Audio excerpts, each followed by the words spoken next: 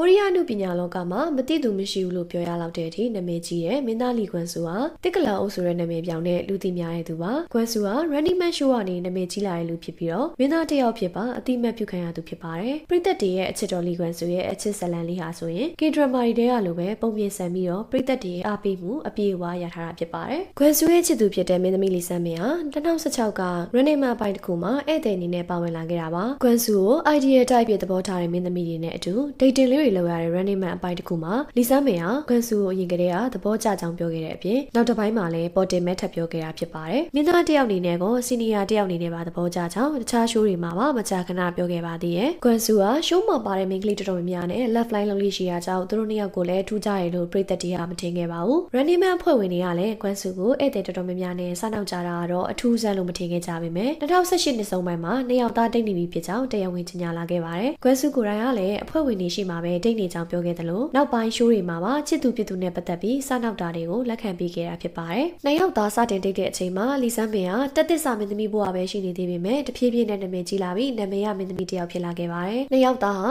နုပညာရှင်ချင်းချင်းတွဲတာဖြစ်တဲ့အပြင်ပရိသတ်တွေကပါအားပေးရဲ့အတွဲလေးဖြစ်ပေမဲ့တူတူတိတ်တိတ်ပဲနေတတ်ကြပြီးလူရှိကိုသိပြီးမထွက်လာကြပါဘူးနှစ်ယောက်သားကိုတွဲမြင်ရတာအတော်လေးရှားပါပေမဲ့ကွမ်ဆူဟာသူနဲ့ရင်းနှီးတဲ့အတိုင်းအဝိုင်းအကုန်လုံးကိုစမ်းပင်နဲ့မိတ်ဆက်ပေးထားပြီးအနုပညာလောကကကွမ်ဆူရဲ့စီနီယာတွေအကုန်လုံးဟာစမ်းပင်ကိုတော်လေးချစ်ပေးကြပါတယ် Running Man ကယူကျဲစောဆိုရင်ကွမ်ဆူကိုခဏခဏစမ်းပင်နဲ့စနောက်တဲ့အပြင်တခြားချို့ကကွမ်ဆူရဲ့အသည့်တွေကလည်းသူ့ကိုစမ်းပင်နဲ့စနောက်ကြလိမ့်ရှိပါတယ်ဒါအပြင်နောက်ပိုင်းမှာတော့စမ်းပင်ကိုယ်တိုင်ကလည်းအခြားအတွဲတွေလိုမျိုးနှစ်ယောက်သားအကြောင်းကိုတမင်ပြောတာမျိုးမလုပ်ပဲအင်တာဗျူးတိုင်းမှာသူမရဲ့အခြေအရပြောစရာကောင်းပြီးအေဂျင့်နေရလို့အသိပေးလေးရှိပါတယ်ကွမ်ဆူကတော့နောက်ပိုင်းမှာသူ့အခြေအရကိုမပြောတော့ပေမဲ့ကောင်မလေးဖြစ်သူရဲ့ Instagram post တွေကိုအမြဲလို like ပေးခဲ့ပြီးတော့သူတို့ရဲ့အခြေအရအဆင်ပြေနေကြောင်းပြလေးရှိပါတယ်လူရှိသိမ့်မထွက်ကြတာကြောင့်ပြတ်သွားပြီဆိုတဲ့သတင်းတွေမကြာခဏထွက်လာပေမဲ့နှစ်ယောက်သားဟာအခုချိန်ထိလက်တွဲမြဲနေကြပြီးတော့ချင်းနေကြစိတ်ဖြစ်ပါတယ်အင်တာဗျူးတစ်ခုမှာစမ်းမေကနှစ်ယောက်ကြားပထမဆုံးဖွင့်ပြောခဲ့သူဟာကွမ်ဆူဖြစ်တဲ့အပြင်ချစ်သူဖြစ်ပြီးနောက်ပိုင်းမှာလည်းကွမ်ဆူဟာသူ့အကြိုက်ပုံစံဖြစ်မပြောင်းလဲပဲရှိနေစေဖြစ်တယ်လို့ပြောခဲ့ပါတယ်